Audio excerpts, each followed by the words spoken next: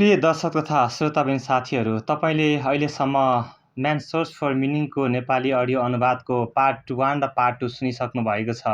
आजबाट हामी तपाईँलाई पार्ट 3 सुरु गर्दैछौँ। पार्ट 3 यसरी सुरु हुन्छ।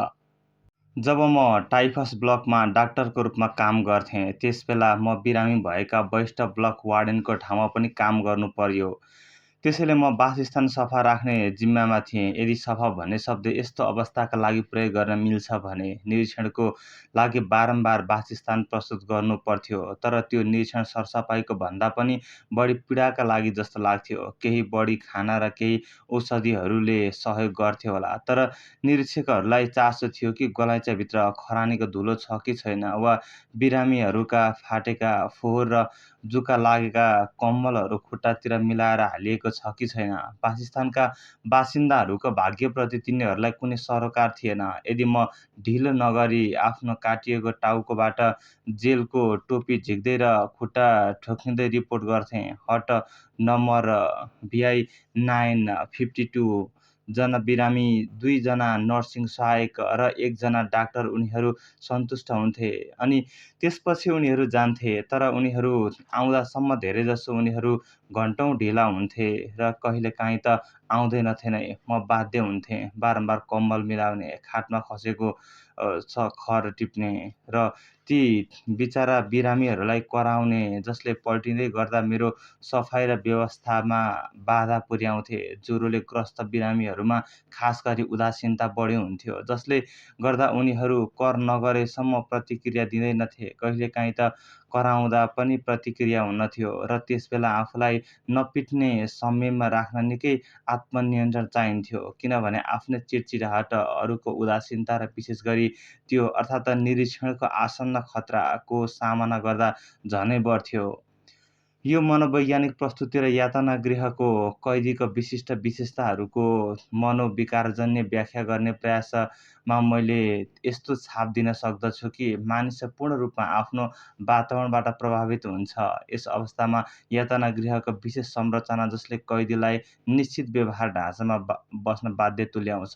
तर मानव स्वतन्त्रता के हो त? के मानिससँग कुनै पनि परिस्थितिमा आफ्नो व्यवहार र प्रतिक्रिया रोज्ने आध्यात्मिक स्वतन्त्रता छैन? के त्यो सिद्धान्त साँचो हो जुनलाई भनिन्छ कि मानिस धेरै जैविक, मनोवैज्ञानिक वा समाजशास्त्रीय कारणहरूको परिणाम मात्र हो? के मानिस यी सबैको संयोगले बनेको एउटा संयोग मात्र हो? सबैभन्दा महत्त्वपूर्ण कुरा के यातना गृहको अनौठो दुनियाँमा कैदीहरूको प्रतिक्रिया देखाउँछ कि मानिसले आफ्नो वातावरणको प्रभावबाट बाँच्न सक्दैन? के मानिससँग यस्ता परिस्थितिको सामना गर्दा कार्य गर्ने कुनै विकल्प हुँदैन? हामी प्रश्नहरूको उत्तर अनुभवबाट पनि दिन सक्छौँ, सिद्धान्तबाट पनि। यातना गृहको जीवनले देखाएको छ कि मानिससँग कार्य गर्ने विकल्प हुन्छ। प्रशस्त उदाहरणहरू थिए, प्राय वीरतापूर्ण, जसले देखाए कि उदासीनता जित्न सकिन्थ्यो, चिडचिडाहट दबाउन सकिन्थ्यो। यदि भयावह मानसिक र शारीरिक तनावको अवस्था हुँदाहुँदै पनि मानिसले आध्यात्मिक स्वतन्त्रताको केही अंश, मानसिक स्वतन्त्र सोच जोगाउन सक्दछ।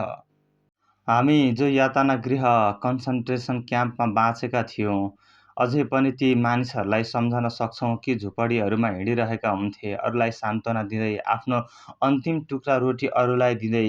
यस्ता मानिसहरू कम थिए, तर उनीहरूले यति प्रमाण अवश्य दिएका छन् कि मानिसबाट सबै कुरा खोज्न सकिन्छ। तर एउटा कुरा चाहिँ कसैले खोज्न सक्दैन, त्यो हो मानव स्वतन्त्रताको अन्तिम रूप। कुनै पनि परिस्थितिमा आफ्नो दृष्टिकोण रोज्ने स्वतन्त्रता, आफ्नै बाटो रोज्ने स्वतन्त्रता हरेक मानिससँग हुन्छ र सधैँको रोजाइको अवसर पनि हुन्थ्यो। त्यो हरेक दिन, हरेक घडी एउटा निर्णय लिने अवसर हुन्थ्यो।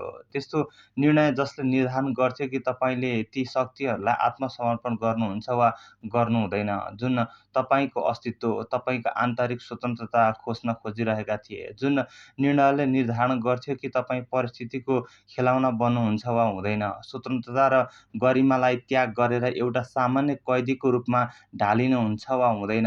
यस दृष्टिकोणबाट हेर्दा यातना गृहका कैदीहरूको मानसिक प्रतिक्रिया केवल केही शारीरिक वा मानसिक अवस्थाहरूको परिणामभन्दा बढी देखिन्छ। निन्द्राको अभाव, अल्पभोजन र मानसिक तनाव जस्ता अवस्थाहरूले यस्ता प्रतिक्रियाहरूलाई अनिवार्य बनाएको जस्तो लाग्न सक्छ। तर अन्ततः स्पष्ट हुन्छ कि कैदी कस्तो व्यक्ति बने भन्ने कुरा उनको आन्तरिक निर्णयको परिणाम हो, केवल यातना गृहको प्रभावको कारण होइन। सिद्धान्त त त्यसैले मानिसले यस्ता भयावह अवस्थाहरूमा पनि निर्णय गर्न सक्दछ आफ्नो मानसिक र आध्यात्मिक भविष्यबारे। उसले आफ्नो मानव गरिमा जोगाइराख्न सक्दछ, इभन यातना गृहमा पनि।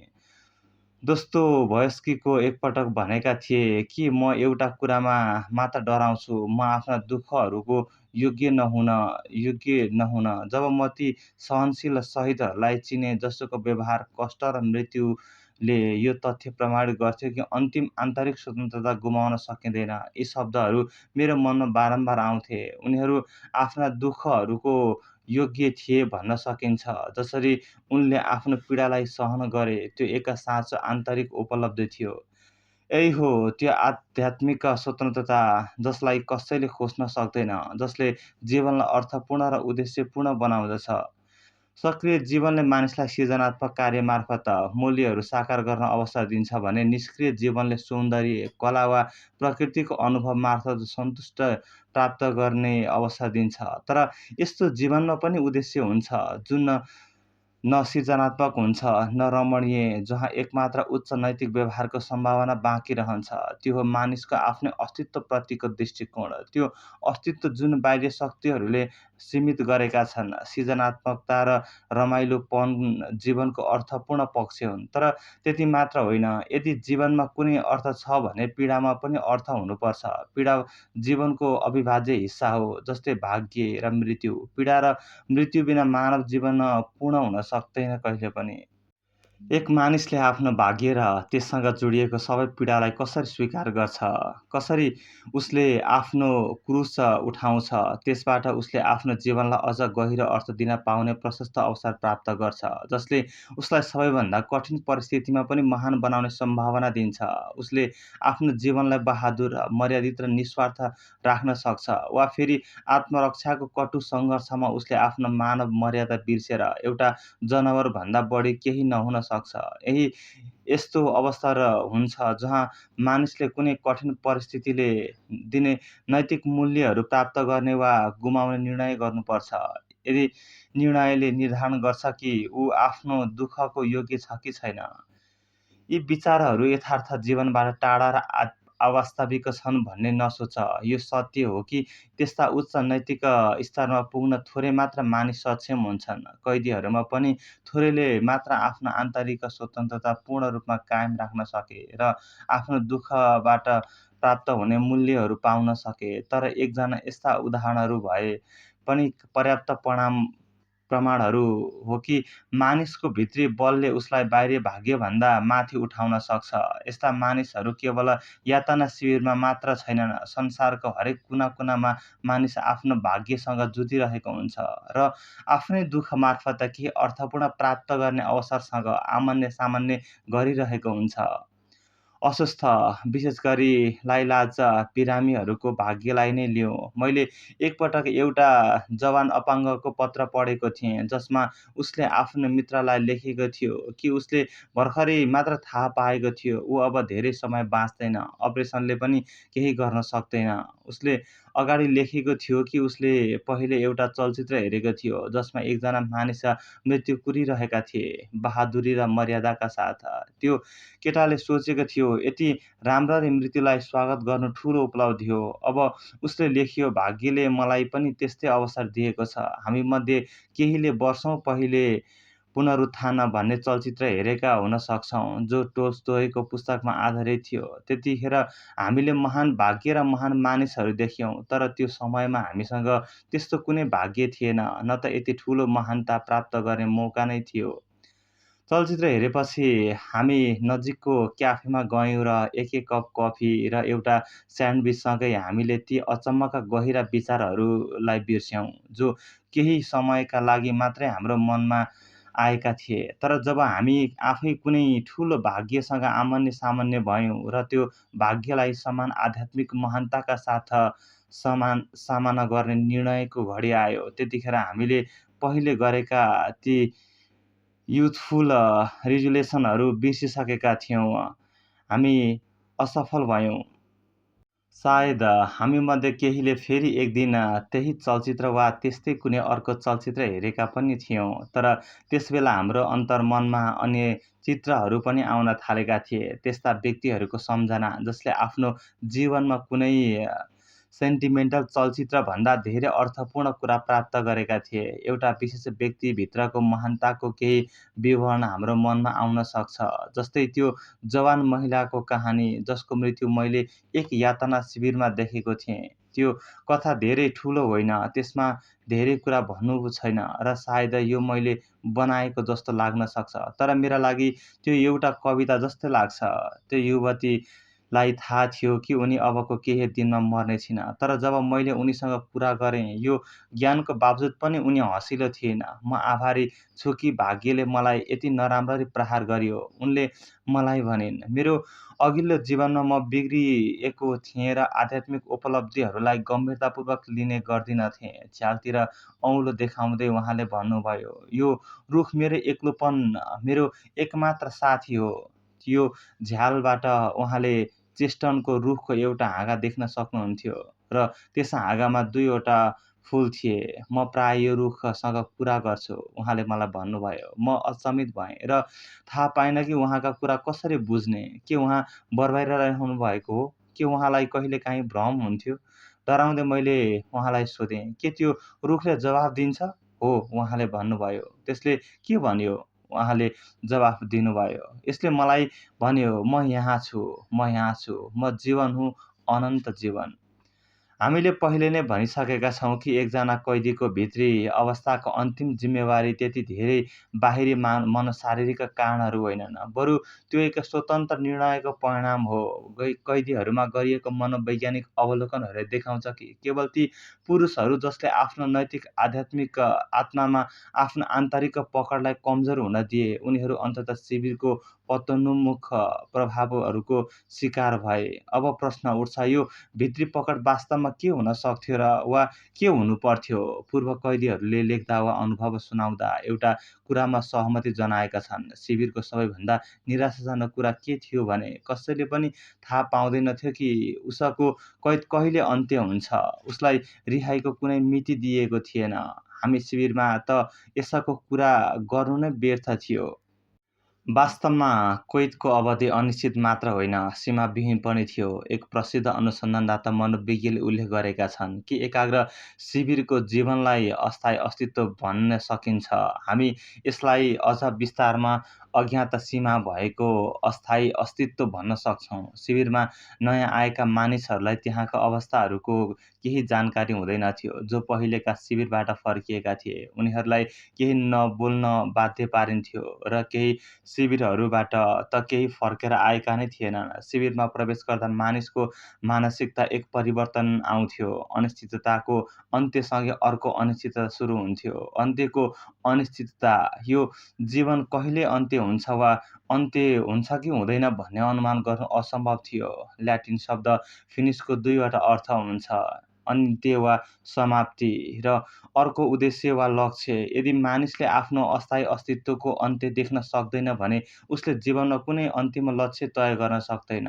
यस्तो मानिस भविष्यका लागि बाँच्नै छोड्छ, जुन सामान्य जीवनमा उल्टो हुन्छ। त्यसैले उसको सम्पूर्ण आन्तरिक जीवन संरचना नै परिवर्तन हुन्छ। त्यसमा अधोगतिका सङ्केतहरू देखिन थाल्छन्, जुन हामी जीवनका अन्य क्षेत्रमा पनि देख्न सक्छौँ। उदाहरणका लागि बेरोजगार कामदारको अवस्था पनि केही हदसम्म त्यस्तै हुन्छ। उसको जीवन पनि अस्थायी बन्छ र ऊ भविष्यका लागि बाँच्न सक्दैन, न कुनै लक्ष्य तय गर्न सक्छ। बेरोजगार खानी कामदारहरूमा गरिएको एक अध्ययनले देखाएको छ कि उनीहरू विकृत समय अनुभूतिबाट पीडित हुन्छन्, जुन उनीहरूको बेरोजगार अवस्थाको परिणाम हो। कैदीहरूले पनि त्यस्तै अनौठो समय अनुभूतिको अनुभव गरे। शिविरमा एक सानो समय एकाइ जस्तै हुन एउटा दिन, जुन घन्टौँको यातना र थकानले भरिएको हुन्थ्यो, अन्ततः जस्तो लाग्थ्यो। तर ठुलो समय एकाइ जस्तै एक हप्ता छिट्टै बिते जस्तो लाग्थ्यो। मेरा साथीहरू मसँग सहमत हुन्थे जब म भन्थे शिविरमा एउटा दिन हप्ताभन्दा लामो लाग्थ्यो। कति विचित्र थियो लामो समयको अनुभव। यस सम्बन्धमा हामीलाई थोमस म्यानको द म्याजिक माउन्टेन जादु पर्वत नामक कृतिको सम्झना आउँछ, जसमा केही मनोवैज्ञानिक विश्लेषकहरू पाइन्छन्। म्यानले त्यस्ता मानिसहरूको आध्यात्मिक विकास अध्ययन गरेका छन् जो यस्तै मानसिक अवस्थामा थिए, यस्तै क्षयरोगीहरू जो कुनै निश्चित मिति बिना उपचार केन्द्रमा रहन्थे। उनीहरूले पनि भविष्यविहीन र उद्देश्यविहीन अस्तित्वको अनुभव गर्थे। एकजना कैदीले मलाई पछि भनेका थिए, जब उनी नयाँ कैदीहरूको लामो लाइनसँग रेल स्टेसनमा शिविरतर्फ हिँडिरहेका थिए, उनलाई लागिरहेको थियो मानव उनी आफ्नै शव यात्रामा हिँडिरहेका थिए। उनको लागि जीवन पुरै समाप्त भइसकेको जस्तो लाग्थ्यो। यस्तो लाग्थ्यो उनी मरेका छन्। यो मरेको जस्तो अनुभूति अरू कारणहरूले झन् तीव्र पारिरहेको हुन्थ्यो। समयको हिसाबले, कैदको अवधि असीमित भएको कारण, स्थानको हिसाबले, कारावासको साँघुरो सीमाहरूको कारण काँडेतार बाहिरको सबै कुरा टाढा र अप्राप्य लाग्थ्यो र केही हदसम्म अवास्तविक पनि। शिविर बाहिरका घटनाहरू, मानिसहरू, सामान्य जीवन कैदीलाई एक प्रकारको अनुभूति अस्तित्व नै लाग्थ्यो। बाहिरी जीवन उसको दृष्टिमा देखिएसम्मको हदसम्म उसलाई त्यस्तो लाग्थ्यो जस्तो कि कुनै मृतक व्यक्तिको अर्को संसारबाट जीवन हेरेको छ। एकजना मानिस जसले भविष्यमा कुनै लक्ष्य देख्न सकेनन् र त्यसैले आफूलाई बिलाउन दिए, उसले आफैलाई विगत सम्झँदै बसिरहेको पाइरह्यो। पहिले पनि हामीले यसबारे चर्चा गरिसकेका थियौँ कि धेरैजसो मानिसहरू वर्तमानको कठोरता र दुखाइबाट बच्न विगतमा फर्केर सोच्ने गर्थे। तर यस्तो गरेर वर्तमानलाई अवास्तविक मान्दा एक खतरनाक असर पर्थ्यो। मान्छेले आफ्नो वर्तमानमा भएका अवसरहरू देख्न छाड्थ्यो, जसले उसको जीवनमा केही सकारात्मक परिवर्तन ल्याउन सक्थ्यो।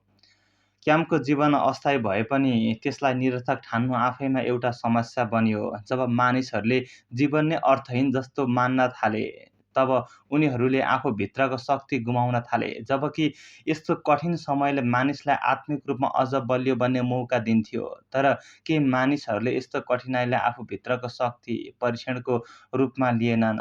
बरु उनीहरूले जीवनलाई गम्भीर रूपमा नलिकन त्यसलाई सस्तो र तुच्छ ठाने अनि उनीहरू विगतमै रमाउन खोज्न थाले। यसरी उनीहरूको जीवनको बिस्तारै अर्थहीन बन्दै गयो। केही मानिसहरू मात्र त्यस्ता थिए जसले आफ्नो कठिन जीवनमा पनि आत्मिक महानता हासिल गर्न सके। उनीहरूले भौतिक रूपमा त हार खाए होलान्, तर आत्मिक रूपमा जित्न सफल भए। यस्ता उपलब्धि उनीहरूले सामान्य जीवनमा कहिल्यै हासिल गर्न सक्ने थिएनन्। तर हामी बाँकी सामान्य र अल्छी स्वभावका मानिसहरूका लागि भने बिस्मार्क एउटा भनाइ ठिक लाग्छ। जीवन डेन्टिस्ट कहाँ बस्नु जस्तै हो। सधैँ लाग्छ सबैभन्दा पीडादायक कुरा अझै आउँछ, तर त्यो त पहिल्यै सकिसकेको हुन्छ। यसलाई अझै अर्कै तरिकाले भन्नुपर्दा, क्याम्पमा धेरै मानिसहरूलाई लाग्थ्यो कि जीवनका सबै अवसरहरू गुमिसकेका छन्। तर वास्तवमा त्यहाँ अझै पनि एक अवसर थियो, एउटा चुनौती थियो। त्यो चुनौतीलाई आत्मिक विजयमा बदल्न सकिन्थ्यो। तर धेरैले त्यो अवसर चिन्न सकेनन् र बस बाँचिरहे, केवल बाँच्नकै लागि मात्रै। क्याम्पको मानसिक असरबाट बच्नका लागि उपचारको उद्देश्य भनेकै कैदीको मनभित्र एउटा भविष्यको लक्ष्य देखाउनु थियो, जसले उसलाई बाँच्न हौसला दिन्थ्यो। केही मानिसहरूले आफैले त्यस्तो लक्ष्य बनाउने प्रयास पनि गर्थे। मानिसको विशेषता नै यस्तो छ। ऊ तब मात्र साँच्चै बाँच्न सक्छ जब ऊ भविष्यप्रति आशावादी हुन्छ। यही उसको उद्धार हो, विशेष गरी कठिन समयहरूमा। यद्यपि कहिलेकाहीँ त्यो गर्न उसले आफैलाई बाध्य पार्नुपर्छ। एउटा यस्तो व्यक्तिगत अनुभव सम्झन्छु। मेरो खुट्टामा च्यातिएको जुत्ता लगाएर हिँड्दा घाउले असह्य पीडा भएको थियो। हामी बिहानैदेखि क्याम्पबाट काम गर्न लामो दूरीसम्म हिँडिरहेका थियौँ अनि चिसो हावा बहिरहेको थियो। म केवल दिनहुँका साना समस्याहरूको बारेमा सोचिरहेको थिएँ। आज के खान पाइन्छ? ससिज आयो भने रोटीसँग साट्ने कि बाँकी रहेको चुरोटो सुपसँग साट्ने कि? जुत्ताको डोरी कहाँबाट ल्याउने? म आफ्नो नियमित काम गर्ने समूहमा पुग्ला कि नराम्रो फोरम्यान भएको समूहमा पर्ने होला? क्यापो जो काम सजिलो बनाइदिन सक्छ, उसँग कसरी राम्रो सम्बन्ध बनाउने? यी सबै कुरा साना देखिए पनि त्यसबेला तिनैले मेरो जीवन भरिदिएको थियो। मलाई यस्तो सोचले थकित बनायो। मैले आफ्ना सोचलाई जबरजस्ती अर्को दिशामा डोर्याएँ अनि अचानक म आफूलाई एउटा न्यानो र आरामदायक कक्षामा व्याख्यान दिँदै गरेको देखेँ। विषय थियो कन्सन्ट्रेसन क्याम्पको मनोविज्ञान। त्यो क्षणमा मैले आफ्ना पीडालाई विज्ञानको दृष्टिबाट हेर्न थालेँ। यसरी मैले पीडाको माथि पीडाभन्दा माथि उठ्न सकेँ। म र मेरा दुःखहरू दुवैजना एउटा रोचक अध्ययनको विषय बनेका थियौँ, जुन अध्ययन म आफै गर्दै थिएँ। स्पिनोजाले आफ्नो पुस्तक इथिक्समा भन्छन्, जब हामी कुनै पीडालाई स्पष्ट र सुस्पष्ट रूपमा बुझ्न थाल्छौँ, त्यो पीडा नै रहँदैन। जेलमा रहेका कैदी जसले भविष्यमा विश्वास गुमाइसकेका थिए, उनको भविष्य विश्वास गुमाइसकेपछि उनीहरू शोकमा डुबेका थिए। भविष्यमा विश्वास गुमाउँदा उनीहरूले आफ्नो आध्यात्मिक पकडहरू पनि गुमाए। उनले आफैलाई कमजोर बनाउन थाले र मानसिक शारीरिक सङ्कटको शिकार भए। प्राय यो चाँडै हुँदै थियो, एउटा सङ्कटको रूपमा जसका लक्षण अनुभवी क्याम्पका कैदीहरूलाई थाहा हुन्थे। हामी सबैलाई यो लक्षणको डर हुन्थ्यो। हामीलाई मात्र होइन, जुन कुराले कुनै पनि अर्थ राख्दैन। तर हाम्रा यो प्राय कैदीहरूले एक बिहान लुगा लगाउन र नुहाउन वा परेड मैदानमा जान अस्वीकार गरेर सुरु हुन्थ्यो। कुनै पनि मनाउने प्रयास उनीहरूलाई लातहरू, धम्कीहरूले कुनै असर गर्दैनथ्यो। उनीहरू त्यहाँ हिँड्दै थिए, अत्यन्तै कम हल्ला गर्दै। यदि यो सङ्कट रोगको कारणले आएको थियो भने उनीहरूले आफ्नो उपचार गर्न कुनै पनि प्रयास गरेनन्, बस्न मात्र थिए। त्यहाँ उनीहरू आफैको मलमूत्रमा डुबेर बस्न थाले र अब कुनै पनि कुराले उनीहरूमा असर गर्दैनथ्यो। मैले भविष्यमा विश्वास गुमाउने र यो खतरनाक परित्यागको बीचको नजिकको सम्बन्ध देखेँ। मेरो वरिपरि बर्खास्त वार्डेन, एक प्रसिद्ध सङ्गीतकार र लिबरेटिस्ट, एक दिन मलाई यो कुरा बाँडे। र जब म तपाईँलाई केही बताउन चाहन्छु, डाक्टर, मैले एउटा अनौठो सपना देखेँ। एक आवाजले मलाई भनेको थियो कि म केही चाहन्छु भने केवल मैले के जान्न चाहन्छु भन्ने कुरा भने मात्र सबै उत्तरहरू प्राप्त गर्नेछन्। तपाईँ के सोच्नुहुन्छ? मैले सोधेँ। म जान्न चाहन्छु कि युद्ध मेरा लागि कहिले सकिन्छ। तपाईँलाई थाहा छ, डाक्टर, मेरो लागि म जान्न चाहन्थे कि हामी हाम्रो क्याम्प कहिले मुक्त हुनेछौँ र हाम्रो दुःखहरूको अन्त्य कहिले हुनेछ। तपाईँले यो सपना कहिले देख्नुभयो? मैले सोधेँ। फेब्रुअरी 1945, उनले जवाफ दिए। त्यो मार्चको सुरु हो। तपाईँको सपना भइदिएको आवाजले के जवाफ दियो?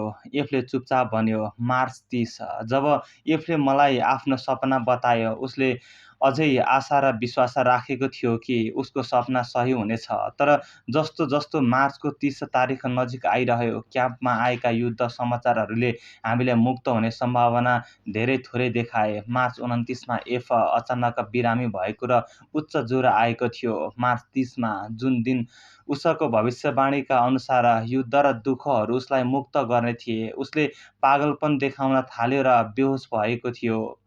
मार्च 31मा ऊ मरेको थियो। बाहिरी रूपमा उसले टाइफसबाट मरेको जस्तो देखिन्थ्यो। जो मानिसको मानसिक स्थिति, उसको साहस र आशा वा तिनीहरूको अभाव र उसको शरीरको इम्युनिटीको स्थितिको बीचको नजिकको कनेक्सनमा थाहा छ, तीलाई बुझ्न सजिलो हुनेछ कि आशा र साहसको अचानक गुमाउँदा उसले एक घातक प्रभाव पर्न सक्छ। मेरो साथीको मृत्युको अन्तिम कारण त्यो थियो कि प्रतीक्षित मुक्ति आइपुगेन र उसले गहिरो निराशा महसुस गर्यो। उसले यसको शरीरको प्रतिरोध क्षमता चाँडै घटायो र टाइफस सङ्क्रमणको शिकार बन्यो। उसका भविष्यमा विश्वास र जीवित रहने इच्छा बन्नु पर्थ्यो र उसको शरीरले रोगलाई शिकार बनायो र यसरी उसको सपना सही साबित भयो। यो एक घटनाको अवलोकन र त्यसबाट निकालिएको निष्कर्ष हाम्रो यातना शिविरका प्रमुख डाक्टरले मेरो ध्यानाकर्षण गराएको कुरासँग मेल खान्छ।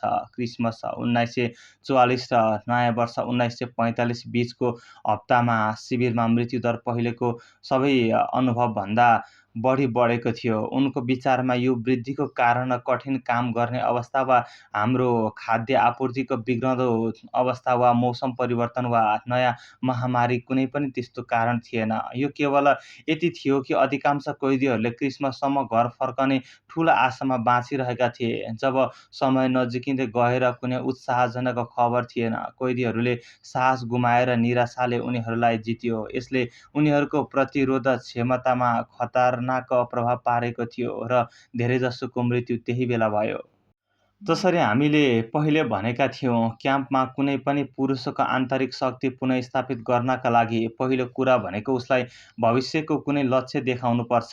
नित्सेका शब्दहरू, जो कोहीसँग जीवनको उद्देश्य छ, उसले लगभग कुनै पनि अवस्थाको सामना गर्न सक्छ। सबै मनोचिकित्सक र मानसिक हाइजिनिक प्रयासहरूको मार्गदर्शन सिद्धान्त बन्न सक्छ, जुन कैदीहरूका लागि गरिएको थियो। जतिबेला यसको अवसर थियो, मानिसलाई एक उद्देश्य दिन पर्थ्यो, एक लक्ष्य उसको जीवनका लागि, जसले उसलाई आफ्नो अस्तित्वको भयानक कसरी सहन सक्ने भनेर बताउँथ्यो। जो व्यक्तिको आफ्नो जीवनमा कुनै अर्थ, कुनै लक्ष्य, कुनै उद्देश्य देखेन र त्यसैले जीवनलाई अगाडि बढाउने कुनै कारण नै देखेनन्, त्यो छिट्टै नै मृत्यु हुन्थ्यो। यस्तो व्यक्तिको सामान्य प्रतिक्रिया, जसले सबै उत्साहजनक तर्कहरू अस्वीकृत गरेको थियो, त्यस्तो थियो: मैले जब जीवनबाट केही अपेक्षा गर्न सक्दिनँ, यसलाई के प्रकारको जवाब दिन सकिन्छ? वास्तवमा हामीलाई चाहिने कुरा हाम्रो जीवनप्रति दृष्टिकोण, एक आधारभूत परिवर्तन थियो। हामीले आफैलाई सिक्नु पर्थ्यो र अझ महत्त्वपूर्ण कुरा, हामीले ती निराशा भएका पुरुषहरूलाई पनि सिकाउनु पर्थ्यो कि वास्तवमा यो कुरा महत्त्वपूर्ण छैन कि हामी जीवनबाट के अपेक्षा गर्छौँ, तर यो महत्त्वपूर्ण छ कि जीवन हामीबाट के अपेक्षा गर्छ। हामीलाई जीवनको अर्थका बारेमा सोध्नु रोकिनु पर्थ्यो र यसको सट्टा हामीले आफैलाई यसरी सोच्न थाल्नु पर्थ्यो कि हामीलाई जीवनले प्रत्येक दिन र प्रत्येक घण्टा सोधिरहेको छ।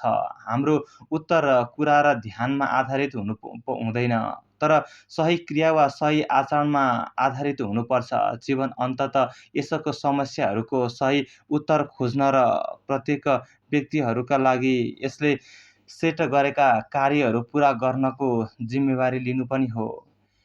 यी कार्यहरू र यसैले जीवनको अर्थ प्रत्येक व्यक्तिहरूमा फरक हुन्छ र पल-पलमा फरक हुन्छ। यसर्थ जीवनको अर्थलाई सामान्य तरिकाले परिभाषित गर्नु असम्भव छ। जीवनको अर्थका बारेमा सोधिएका प्रश्नहरूलाई कहिले व्यापक उत्तरहरूद्वारा उत्तर दिन सकिँदैन। जीवन भन्नाले केही अस्पष्ट कुरा बुझाउँदैन, तर केही धेरै वास्तविक र ठोस कुरा बुझाउँछ। जस्तै जीवनका कार्यहरू पनि धेरै वास्तविक र ठोस छन्। ती कार्यहरूले मानिसको भाग्य निर्माण गर्छ, जुन प्रत्येक व्यक्तिका लागि फरक र अनन्य हुन्छ। कुनै पनि मानिस र कुनै पनि भाग्यलाई कुनै मानिस वा अन्य कुनै भाग्यसँग तुलना गर्न सकिँदैन। कुनै पनि स्थिति पुनः आवृत्ति हुँदैन र प्रत्येक स्थितिले फरक जवाफको माग गर्दछ। कहिलेकाहीँ मानिसले आफूलाई पाएको स्थितिअनुसार आफ्नो भाग्यलाई क्रियाकलाप मार्फत निर्माण गर्नुपर्ने हुन सक्छ। अन्त्य समयमा त्यसका लागि उसको ध्यान केन्द्रित गर्ने अवसरलाई प्रयोग गरेर यसरी सम्पत्ति बुझ्न उपयुक्त हुनेछ। कहिलेकाहीँ मानिसलाई केवल आफ्नो भाग्यलाई स्वीकार्नुपर्ने हुन्छ, आफ्नो क्रुस धारण गर्नुपर्ने हुन्छ। प्रत्येक स्थिति यसको विशिष्टतामा पहिचान गर्न सकिन्छ र त्यसको समस्यामा मात्र एक सही उत्तर हुन्छ। जब कुनै मानिसले पाउँछ कि उसको भाग्यमा पीडा मात्रै भोग्नु थियो अथवा पीडा मात्रै भोग्नु हो, उसले आफ्नो पीडालाई आफ्नो कार्यको रूपमा स्वीकार गर्नुपर्दछ। उसले एकल र अनन्य कार्य, उसले त्यो स्वीकार गर्नुपर्छ कि पीडामा पनि उसले ब्रह्माण्डमा अनन्य र एक्लो छ। अरूले उसको पीडा कम गर्न सक्दैनन् र उसका स्थानमा पीडा भोग्न सक्दैनन्। उसको अनन्य अवस्था र उसको भारलाई कसरी सहन्छ भन्ने कुरामा निहित छ। हामी कैदीहरूका लागि यी विचारहरू वास्तविकताबाट टाढा रहेका अनुमानहरू थिएनन्। ती थिए ती एकमात्र विचारहरू जसले हामीलाई मद्दत गर्न सक्छ। तिनीहरूले हामीलाई निराशाबाट बचायो, यहाँसम्म कि जब हामीलाई जिउँदै बाहिर ननिस्कने जस्तो लाग्थ्यो। लामो समयअघि हामी जीवनको अर्थ के हो भन्ने सोच्ने चरण पार गरिसकेका थियौँ। यो एक निर्दोष प्रश्न हो जसले जीवनलाई कुनै मूल्य सिर्जना गर्ने सक्रिय क्रियाकलाप मार्फत कुनै उद्देश्य हासिल गर्नको रूपमा बुझ्न सक्छ। हामीका लागि जीवनको अर्थ जीवन र मरणका पीडा र मर्नेहरूका व्यापक चक्रहरू समेट्छ। जब हामीले पीडाको अर्थ बुझ्यौँ, हामीले क्याम्पमा भएका यातनाहरूलाई नजरअन्दाज गर्न वा झुटा आशमा बाँधिन अस्वीकार गर्यौँ। हामीले बुझ्यौँ कि पीडा हाम्रो लागि एउटा कार्य बनेको थियो जसबाट हामी पछि हट्न चाहँदैनथ्यौँ। हामीले त्यस पीडामा लुकेका अवसरहरू महसुस गर्यौँ जसले कवि रिल्केलाई लेख्न प्रेरित गर्यो। "वी भिल इस्ट आइफुलिडेन कति पीडा सहनु पर्नेछ।" रिल्केले पीडा सहनु भन्नाले त्यो कुरा जनाएका थिए जुन अरूले काम गर्नु भन्ने बेला जनाउँथे। हामीलाई धेरै पीडा सहनु थियो, त्यसैले हामीले सम्पूर्ण पीडाको सामना गर्न, कमजोरीका लक्षणहरू र चुपचापका आँसुहरूलाई कम गर्न प्रयास गर्यौँ। तर आँसुहरूमा लज्जित हुनु आवश्यक थिएन, किनकि आँसुहरूले प्रमाण दिन्थे कि एउटा पुरुषसँग सबैभन्दा ठूलो साहस थियो पीडा भोग्ने साहस। त्यसलाई थोरै मात्र व्यक्तिहरूले महसुस गरे। लाजले कहिलेकाहीँ केहीले स्वीकार गरे कि तिनीहरूले आँसु झारेका थिए, जस्तै त्यो साथी जसले मेरो प्रश्नको जवाफ दिँदै भने, "मैले यसलाई मेरो प्रणालीबाट बाहिर निकालेर आँसुहरू झारेँ।" जब क्याम्पमा मनोचिकित्सकका मानसिक हाइजिनका कोमल आरम्भहरू सम्भव थिए, ती प्रायः व्यक्तिगत वा सामूहिक प्रकृतिका थिए। व्यक्तिगत मनोचिकित्सक प्रयासहरू प्रायः जीवनरक्षक प्रक्रियाको एक प्रकारका थिए। ती प्रयासहरू प्रायः आत्महत्या रोक्नमा केन्द्रित थिए। क्याम्पको एक धेरै कडा नियमले आत्महत्या प्रयास गर्ने व्यक्तिहरूलाई बचाउनका लागि कुनै प्रयास गर्न निषेध गरेको थियो। उदाहरणका लागि, जसले आत्महत्या गर्न झुन्डिन खोजेको थियो उसलाई रोक्नका लागि प्रयास गर्न निषेध थियो। त्यसका कारण यी प्रयासहरू रोक्न महत्त्वपूर्ण थियो। मलाई दुई आत्महत्या प्रयास गर्नेहरूको सम्झना छ जसका बीचमा निकै समानता थियो। दुवै पुरुषले आत्महत्या गर्ने इरादाबारे कुरा गरेका थिए। दुवैले सामान्य तर्क प्रयोग गरेका थिए। तिनीहरूलाई जीवनबाट केही आशा थिएन। दुवै अवस्थामा यो कुरा बुझाउनुको प्रश्न थियो कि जीवनले अझै तिनीहरूलाई केही अपेक्षाहरू राखेको छ। भविष्यमा तिनीहरूबाट केही अपेक्षा गरिएको थियो। हामीले पत्ता लगायौँ कि एकको लागि त्यो उसको बच्चा थियो जसले उसले माया गर्थ्यो र उसले उसको विदेशी देशमा प्रतीक्षा गरिरहेको थियो। अर्काको लागि त्यो एउटा कुरा थियो, व्यक्ति होइन। त्यो व्यक्ति एक मनोवैज्ञानिक थियो र उसले एउटा पुस्तकहरूको श्रृङ्खला लेखेका थिए जसलाई अझै समाप्त गर्नु थियो। उसको काम अरूसँग गर्न सकिने काम थिएन। ठिक जस्तै अर्को व्यक्तिले एक मानिसको स्थान लिन सक्दैन, जस्तो कि अरू कुनै व्यक्ति आफ्नो बच्चाको प्रेममा बुबाको स्थान लिन सक्दैन। जसरी मानवीय प्रेममा खास मान्छे महत्त्वपूर्ण हुन्छ, त्यसरी नै कुनै रचनात्मक काममा पनि एउटै व्यक्ति खास हुन्छ। हरेक मानिस भिन्न हुन्छ, उसको आफ्नै अस्तित्व हुन्छ र यही चिजले उसको जीवनलाई अर्थ दिन्छ। जब हामी महसुस गर्छौँ कि कुनै व्यक्तिलाई अरू कसैले साट्न सक्दैन, तब मात्र हामी आफ्नो जीवनको जिम्मेवारी गहिरोसँग बुझ्न सक्छौँ। यदि कुनै मान्छेलाई थाहा छ कि बाहिर कोही उसलाई माया गरेर पर्खिरहेको छ वा उसले सुरु गरेको कुनै महत्त्वपूर्ण काम उसबाट अधुरो छ भने उसले आफ्नो जीवन सजिलै त्याग्न सक्दैन। उसलाई थाहा हुन्छ ऊ किन बाँचिरहेको छ र जब कसैलाई आफ्नो किन थाहा हुन्छ, उसले जीवनका कसरीहरू अर्थात् कठिनाइहरू सहन सक्छ। जीवन शिविरमा सामूहिक रूपमा मानिसहरूको मानसिक अवस्था सुधार्ने मौका धेरै हुँदैनथ्यो, तर कहिलेकाहीँ व्यवहारले धेरै प्रभाव पार्थ्यो, शब्दहरूमा भन्दा पनि बढी। एकजना वरिष्ठ ब्लक वार्डन थिए जो कुनै पक्षमा थिएनन्। उनी न्यायपूर्ण र प्रेरणादायक व्यवहार गर्थे। उनीसँग धेरै अवसर थिए आफ्नो क्षेत्रमा रहेका मानिसहरूलाई राम्रो उदाहरण देखाएर नैतिक प्रभाव पार्ने। वास्तवमा व्यवहारको प्रभाव शब्दहरूभन्दा पनि गहिरो हुन्थ्यो, तर कहिलेकाहीँ परिस्थिति यस्तो आउँथ्यो जहाँ शब्दहरू पनि धेरै असरदार हुन्थे, खासगरी जब कुनै बाहिरी कारणले मानिसहरू भावनात्मक रूपमा बढी खुला हुन्थे। मलाई एउटा घटना याद छ। एकपटक पुरै झुपडीमा रहेका कैदीहरूलाई मनोचिकित्सकीय रूपमा असर गर्ने मौका मिलेको थियो। त्यो बेला एक विशेष बाहिरी कारणले गर्दा सबैको मन खुल्ला थियो र त्यसैले मेरा शब्दहरू असरदार बन्न सके। त्यो एक खराब दिन थियो। परेडमा धेरै कार्यहरू जुन अबदेखि तोडफोड मानिने छन् र त्यसकारण तत्काल फाँसी दिएर दण्डनीय हुनेछन् भन्ने घोषणा गरिएको थियो। यीमध्ये हाम्रा पुराना कम्मलहरूबाट सानो टुक्रा काट्ने, खुट्टाको सहारा बनाउन र धेरै सानो चोरीहरू जस्ता अपराधहरू थिए। केही दिन अघि अर्ध भोकाएको कैदी आलुको गोदाममा पसेर केही पाउन्ड आलु चोरेको थियो। चोरी पत्ता लाग्यो र केही कैदीहरूले चोरलाई चिनेका थिए। जब शिविरका अधिकारीहरूले यस बारेमा सुने, उनीहरूले दोषी मानिसहरूलाई उनीहरूलाई बुझाउन आदेश दिए, नत्र सम्पूर्ण शिविर एक दिन भोकै बस्नुपर्ने थियो। स्वाभाविक रूपमा 2500 मानिसहरूले भोकै बस्न रुचाए। यो उपवासको दिनको साँझ हामी हाम्रो माटोको झुपडीमा धेरै निराशा मनस्थितिहरूमा पल्टिरहेका थियौँ। धेरै कम बोलिएको थियो र प्रत्येक शब्द कर्कश सुनिन्थ्यो। त्यसपछि अवस्था झन खराब बनाउन बत्ती पनि गयो। रिसको पारो सबैभन्दा तल्लो बिन्दुमा पुग्यो। तर हाम्रो वरिष्ठ ब्लक वार्डेन र एक बुद्धिमान व्यक्ति थिए। उनले त्यस क्षणमा हाम्रो मनमा भएका सबै कुराहरूको बारेमा एउटा सानो भाषण दिए। उनले पछिल्ला केही दिनमा बिरामी वा आत्महत्याबाट मरेका धेरै साथीहरूको बारेमा कुरा गरे, तर उनले उनीहरूको मृत्युको वास्तविक कारण के हुन सक्छ भनेर पनि उल्लेख गरे। आशा त्याग्नु। उनले तर्क गरे कि भविष्यका सम्भावित पीडितहरूलाई यो चरम अवस्थामा पुग्नबाट रोक्ने केही उपाय हुनुपर्छ र यो मलाई नै वार्डनले यो सल्लाह दिन औल्याए। भगवानलाई थाहा छ, मेरो मनोवैज्ञानिक व्याख्या दिन कुनै उपदेश दिन मेरा साथीहरूलाई उनीहरूको आत्माको एक प्रकारको चिकित्सा हेरचाह प्रदान गर्न थिएन। म चिसो र भोकको चिडचिडाहट र थकित थिएँ, तर मैले प्रयास गर्नुपर्थ्यो र मेरो अद्वितीय अवसरको उपयोग गर्नुपर्थ्यो। प्रोत्साहन अब पहिलेभन्दा बढी आवश्यक थियो। त्यसैले मैले सबैभन्दा तुच्छ आरामको कुरा गरेर सुरु गरेँ। मैले भने कि दोस्रो विश्वयुद्धको 6औँ युद्धमा यस युरोपमा पनि हाम्रो अवस्था हामीले सोच्न सक्ने सबैभन्दा भयानक थिएन। मैले भने कि हामी प्रत्येकले आफूलाई सोध्नुपर्छ कि अहिलेसम्म उसले कस्ता अपूरणीय क्षतिहरू भोगेको छ। मैले अनुमान गरेँ कि तिनीहरूमध्ये धेरैजसोको लागि यो क्षतिहरू वास्तवमै धेरै थोरै थिए।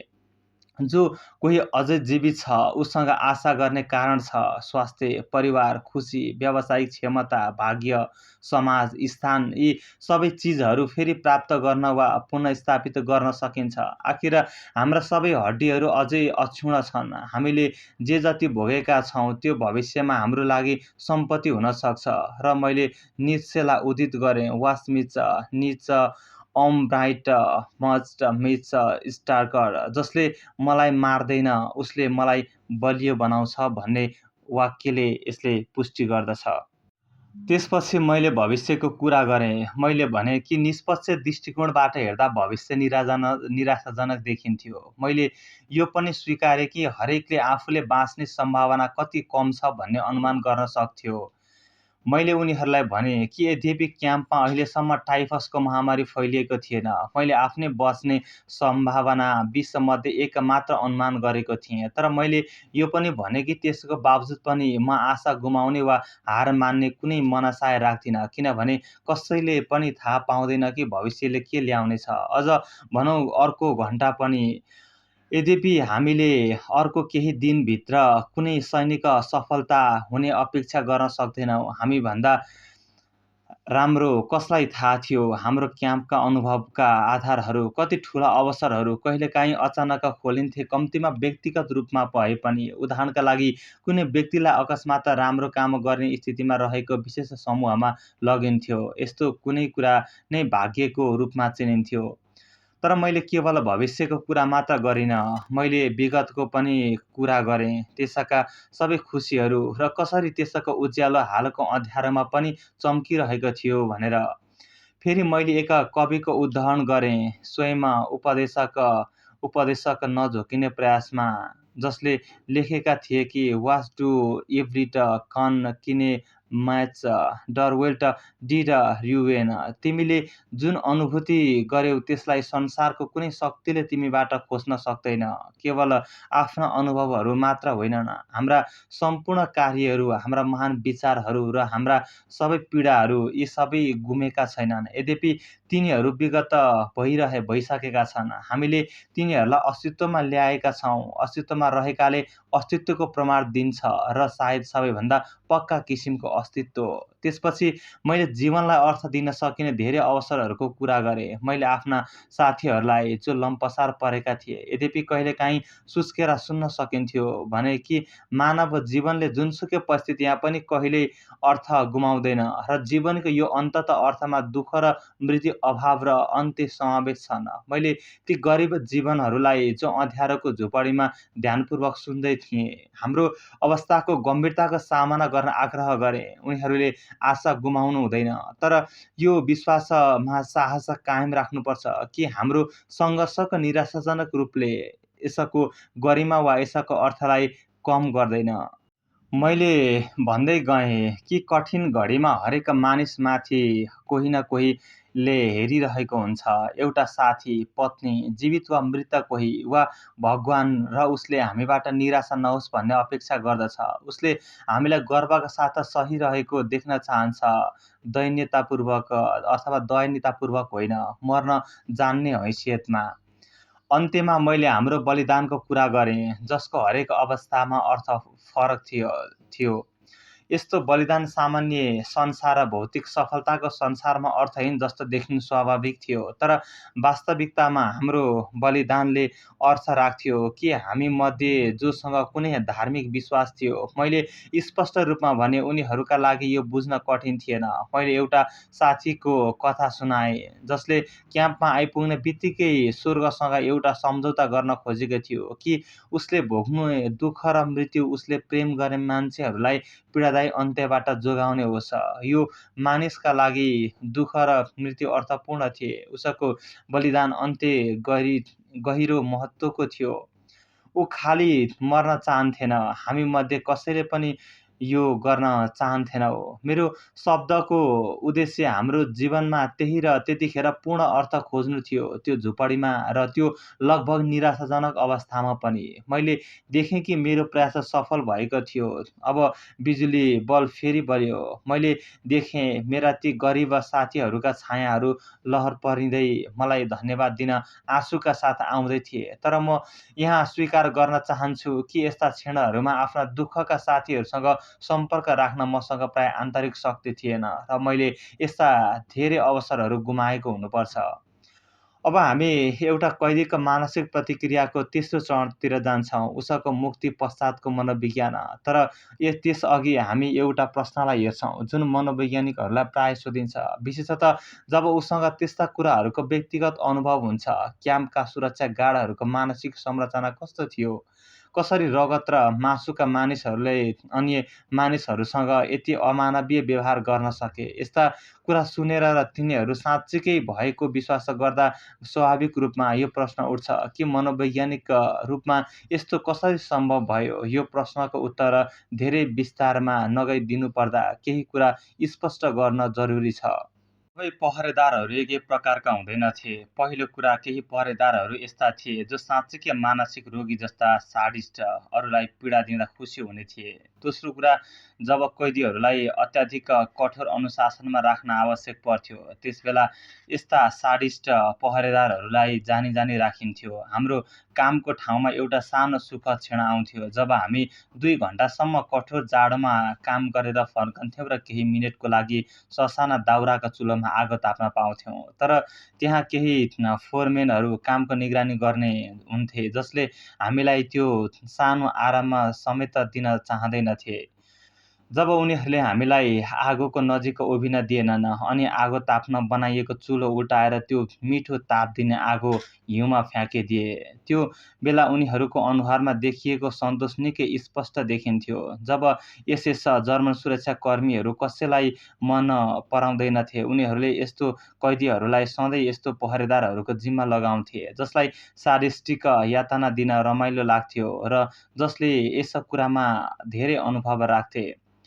तेस्रो कुरा, धेरै पहरेदारहरू यस्ता थिए जसको मन वर्षौँदेखि देखिरहेको हिंसा र कठोर व्यवहारका कारण कठोर बनिसकेको थियो। यी मानिसहरूले प्रत्यक्ष यातना त दिँदैनथे, तर अरूले यस्तो काम गर्दा पनि रोक्दैनथे, बरु चुपचाप हेर्थे। यसरी ती सबै न त साडिस्ट थिए न त निर्दोष, उनीहरू सुन्निएको संवेदनाहीन मानिस बनेका थिए। चौथो, यो भन्नै पर्छ कि पहरेदारहरूमा पनि केही व्यक्ति त्यस्ता थिए जसले हामीमाथि दया गर्थे। म केवल त्यो शिविरका कमान्डरहरूको कुरा गर्छु जहाँबाट मलाई मुक्त गरियो। मुक्तिपछि मात्र शिविरको डाक्टर जो स्वयं कैदी थिए यी बाहेक अरूलाई थाहा थिएन। थाहा भयो कि यस्ता व्यक्तिले आफ्नो खल्तीबाट सानो रकम नभई ठुलो रकम खर्च गरेर कैदीहरूका लागि नजिकको बजार सहरबाट औषधि खरिद गरेका थिए। तर वरिष्ठ शिविर वार्डेन जो स्वयं कैदी थिए एसएसका कुनै पनि पहरेदारभन्दा कठोर थिए। उनी प्रत्येक सानो कुरामा अरू कैदीहरूलाई कुट्थे, जबकि कमान्डरले मेरो जानकारीमा कहिल्यै हामीमाथि हात उठाएका थिएनन्। युद्धको अन्त्यतिर अमेरिकी सेनाले हाम्रो शिविरका कैदीहरूलाई मुक्त गरेपछि 3 जना युवा हङ्गेरी यहुदीहरूले एक एसएस कमान्डरलाई बाभेरियन वनमा लुकाए। त्यसपछि उनीहरूले अमेरिकी सेनाका कमान्डरसँग सम्पर्क गरेर भने, हामी तपाईँलाई त्यो कमान्डर कहाँ छन् भन्ने बताउनेछौँ, तर तपाईँले वाचा गर्नुपर्छ कि उहाँलाई कुनै हानि हुने छैन। अमेरिकी अधिकारीले केही समयपछि सहमति जनाए। त्यसपछि न केवल उनले आफ्नो वाचा पुरा गरे, तर वास्तवमा पूर्व एसएस कमान्डरले एक किसिमले पुनः जिम्मेवारी दियो। उहाँले नजिकैका बाभेरियन गाउँहरूबाट लुगा सङ्कलन गरेर ती लुगाहरू हामीलाई वितरण गर्ने कार्यको निरीक्षण गर्नुभयो। त्यस समयमा हामी अझै पनि अस्विट्ज शिविरका ती दुर्भाग्यशाली कैदीहरूबाट बाँचेका लुगा लगाइरहेका थियौँ, जसलाई रेलवे स्टेसनमा आइपुग्ने बित्तिकै ग्यास च्याम्बरमा पठाइएको थियो। यो स्पष्ट छ कि कुनै मानिस बन्दी शिविरको गार्ड थियो वा कैदी थियो भन्ने थाहा मात्र पाउनु हामीलाई धेरै कुरा बताउँदैन। सबै समूहहरूमा मानवीय दयालुता पाइन्छ, यहाँसम्म कि ती समूहहरूमा पनि जुन समूहलाई सजिलै निन्दा गर्न सकिन्छ। समूहहरू बीचको सीमा कतै न कतै जुझ्छ छ र हामीले यसलाई सजिलो बनाउने प्रयास गर्नु हुँदैन कि मानिसहरू देवदूत थिए र तिनीहरू शैतान। निश्चित रूपमा सबै शिविरको प्रभावका बावजुद कैदीहरूप्रति कुनै गार्ड वा फोर्डमेन नेतृत्वकर्ताले दयालु हुनु ठूलो उपलब्धि थियो र अर्कोतर्फ कुनै कैदीले आफ्नै साथीसँग नराम्रो व्यवहार गर्नु अत्यन्त घृणास्पद कार्य थियो। यस्ता मानिसहरूको चरित्रको कमीले कैदीहरूलाई गहिरो रूपमा आहत तुल्याउँथ्यो भने गार्डहरूमध्ये कुनैबाट प्राप्त सानो दयालुताले उनीहरूलाई गहिरो रूपमा छुन्थ्यो। म सम्झन्छु एक दिन एउटा फोरमेनले मलाई लुकी रोटीको टुक्रा दिएको थियो, जुन मैले थाहा पाएँ उसले आफ्नो खाजाबाट बचाएर राखेको थियो। त्यो सानो टुक्रा रोटीभन्दा धेरै बढी कुरा थियो, जसले मलाई त्यो बेलामा आँसु झार्न बाध्य बनायो। त्यो टुक्रासँगै उसले मलाई दिएको शब्द र नजरबाट एउटा मानवीय केही कुरा थियो, जसले मलाई अत्यन्तै मनमा छोएको थियो। यस सबैबाट हामी सिक्न सक्छौँ कि संसारमा दुई जातका मानिस छन्, तर केवल ती दुई इमान्दार मानिसको जात र बेइमान मानिसको जात, यी दुवै सबै ठाउँमा पाइन्छन्। यी सबै समूहहरूमा छिरेका हुन्छन्। कुनै पनि समूह पुरै इमान्दार वा पुरै बेइमान मानिसले बनेको हुँदैन। यस अर्थमा कुनै समूह शुद्ध जातको हुँदैन र यसैले कहिलेकाहीँ गार्डहरूको माझ पनि कुनै इमान्दार मानिस भेटिन्थ्यो। बन्दी शिविरको जीवनले मानवीय आत्मालाई चिर्दै खोलिदिन्छ र त्यसको गहिराई प्रकट गरिदिन्छ। के यो अचम्मको कुरा हो कि यस्ता गहिराईमा पनि फेरि हामीले केवल मानवीय गुणहरू नै भेट्यौँ, जसको स्वभाव स्वयं भित्रैदेखि राम्रो र नराम्रोको मिश्रण हो।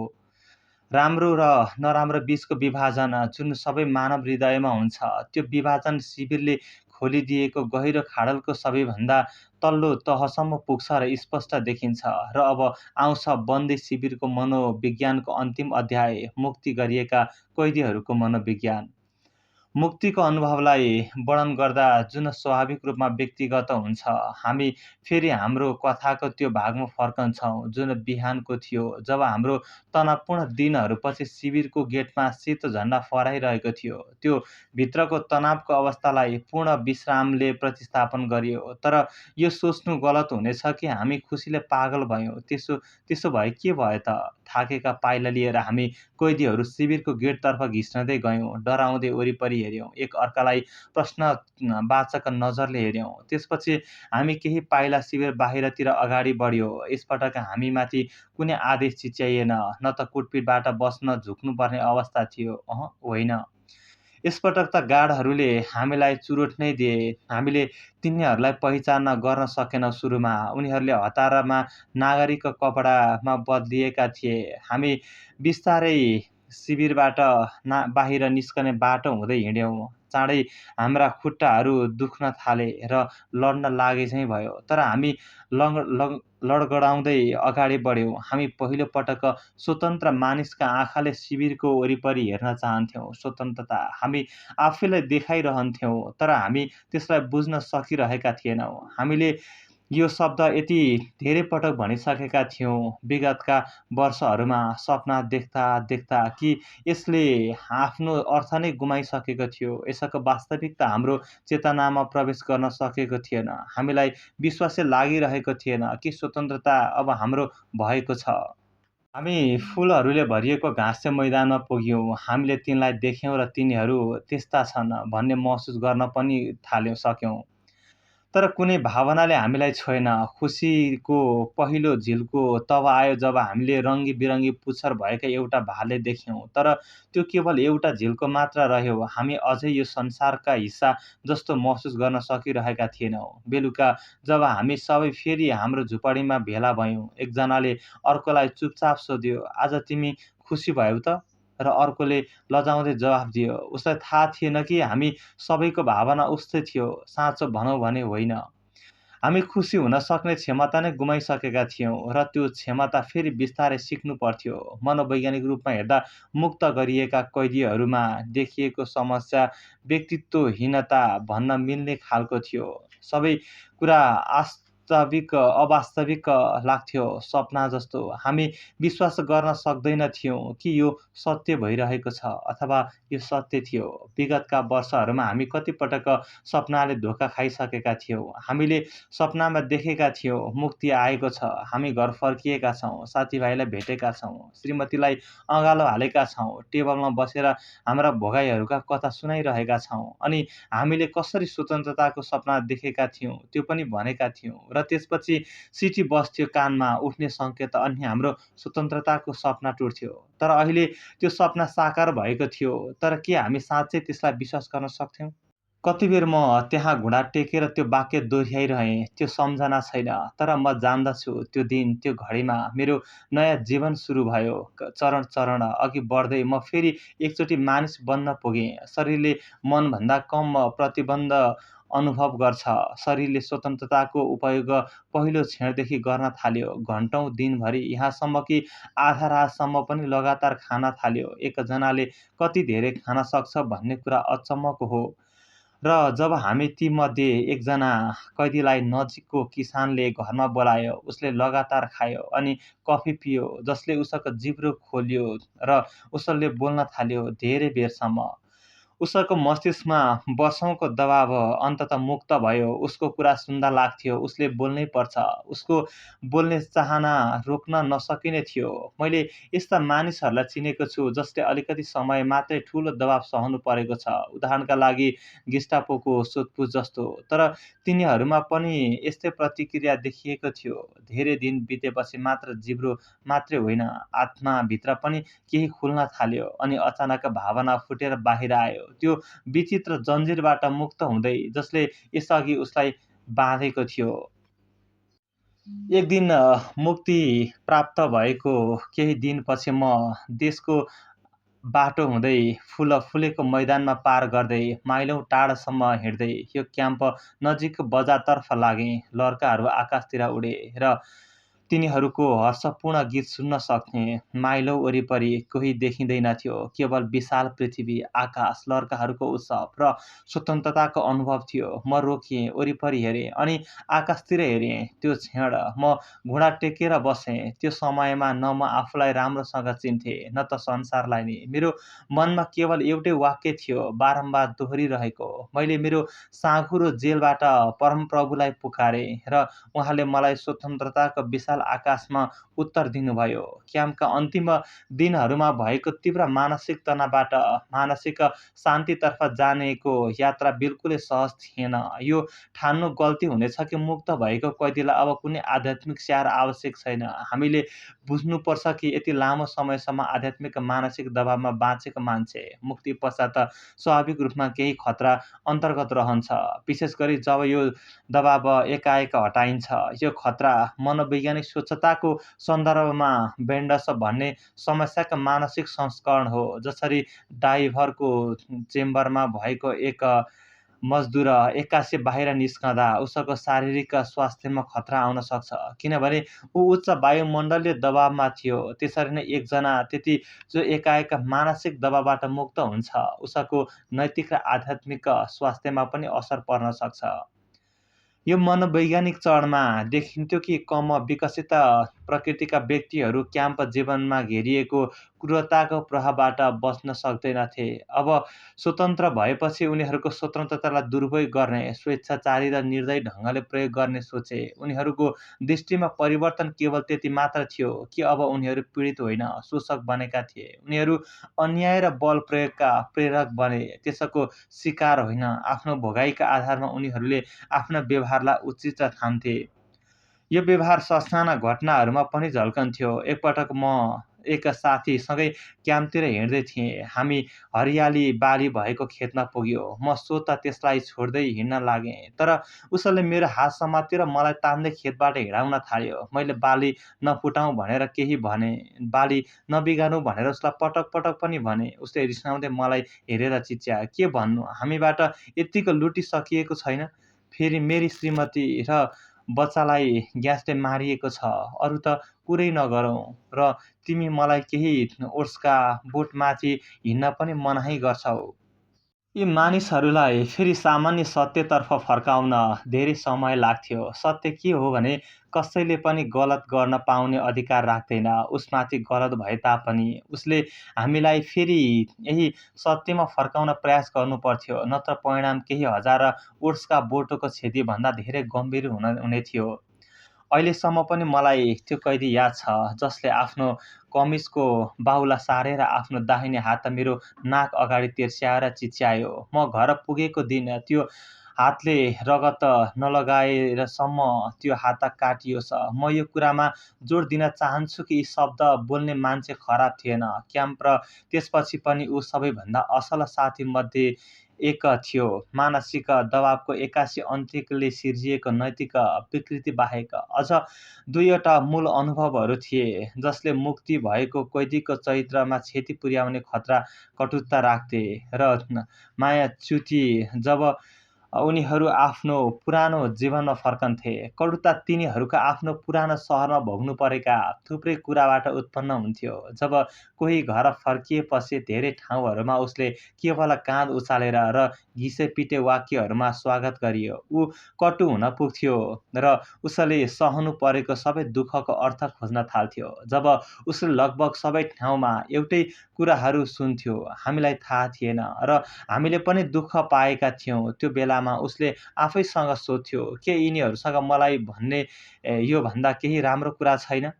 डिजिल्युसनमेन्ट अथवा मायाच्युतिको अनुभव भने फरक थियो। यहाँ दोषी अन्य मानिसहरूमा थिएनन्, जसको सतही व्यवहार र भावनाको अभाव यति घृणित थियो कि ऊ एकान्तमा लुकेर र मानव देख्न चाहन्थ्यो, न सुन्न चाहन्थ्यो। तर भाग्य नै निर्दय लाग्थ्यो। एकजना व्यक्ति जसले वर्षौँसम्म सोचेको थियो कि उसले अब सम्भवतः पीडाको सबैभन्दा अन्तिम सीमामा पुगिसकेको छ, तर अब ऊ बुझ्न थाल्यो कि पीडाको कुनै सीमा हुँदैन र ऊ अझ बढी, अझ गहिरो रूपमा पनि पीडित हुन सक्छ।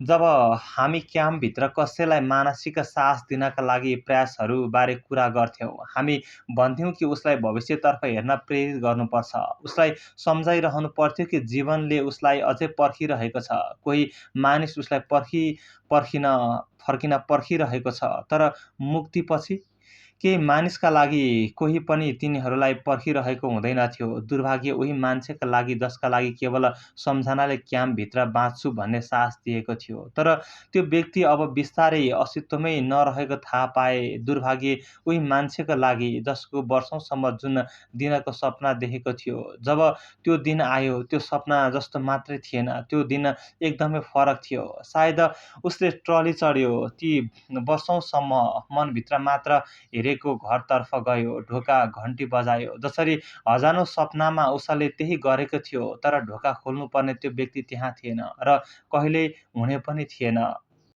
हामी सबैले क्याम्पका एक अर्कासँग भनेका थियौँ कि हामीले भोगेका दुःखहरूको क्षतिपूर्ति गर्न सक्ने कुनै पनि सांसारिक सुख हुन सक्दैन। हामी सुखको आशा गरिरहेका थिएनौँ। हामीलाई साहस दिने, हाम्रो पीडा, बलिदान र मृत्युलाई अर्थ दिने कुरा त्यो थिएन। तर हामी दुःखको लागि पनि तयार थिएनौँ। त्यो मोहभङ्ग जुन थुप्रै बन्दीहरूलाई पर्खिरहेको थियो, यस्तो अनुभव हो जुन ती मानिसहरूलाई बिर्सन धेरै गाह्रो पर्यो र एक मनोचिकित्सकका लागि पनि तीलाई यसबाट मुक्त गराउनु सजिलो थिएन। तर यो कुरा उसलाई निराशा तुल्याउनु हुँदैन, बरु यसले अझ ठुलो प्रेरणा दिनुपर्छ। तर प्रत्येक मुक्त बन्दीका लागि त्यो दिन आउँछ जब उसले आफ्नो क्याम्पको अनुभवहरू फर्केर हेर्दा आफूले त्यो सबै कसरी सहन सक्यो भन्ने कुरा उसलाई अचम्म लाग्छ। जस्तो कि उसको मुक्ति हुने दिन आयो, जुन उसलाई एउटा सुन्दर सपना जस्तै लाग्यो। त्यसैगरी त्यो दिन पनि आउँछ जब उसलाई आफ्नो सारा क्याम्पको जीवन एउटा डरलाग्दो दुःस्वप्न जस्तै लाग्न सक्छ। सबैभन्दा गहिरो अनुभव घर फर्किएको मानिसका लागि त्यो अद्भुत अनुभूति हो कि उसले जे दुःख सह्यो त्यसपछि जब उसले अब त्यसको पनि डर मान्नु पर्दैन आफ्नो भगवानको भन्दा बाहेक। प्रिय दर्शक तथा श्रोताबिन साथीहरू, तपाईँ अहिले भिक्टर फ्राङ्कलद्वारा लिखित म्यान्स सर्च फर मिनिङको नेपाली अडियो अनुवाद सुनिरहनु भएको छ। यो दोस्रो विश्वयुद्धका होलोकास्टमा परेका एक कैदीको आत्मकथामा आधारित सत्य घटना हो। यस कथाले जीवनको अर्थको खोजी र जीवनको महत्त्व के रहेछ भन्ने कुरा स्पष्टसँग देखाउँदछ। हामीले विभिन्न अध्यायहरू पढेर सकिसकेका छौँ र अब हामी यस बुकमा रहेको पार्ट 2 मा जान चाहन्छौँ। पार्ट 2 अर्थात् लोगो थेरापीको बारेमा हुनेछ। यसका लागि हामी केही समयपछि नै लिएर आउनेछौँ। त्यससम्मका लागि धैर्य गरेर बसिदिनुहोला। अहिलेसम्म तपाईँले हाम्रो च्यानललाई सब्स्क्राइब गर्नुभएको छैन भने सब्स्क्राइब गर्न पनि नबिर्सनुहोला।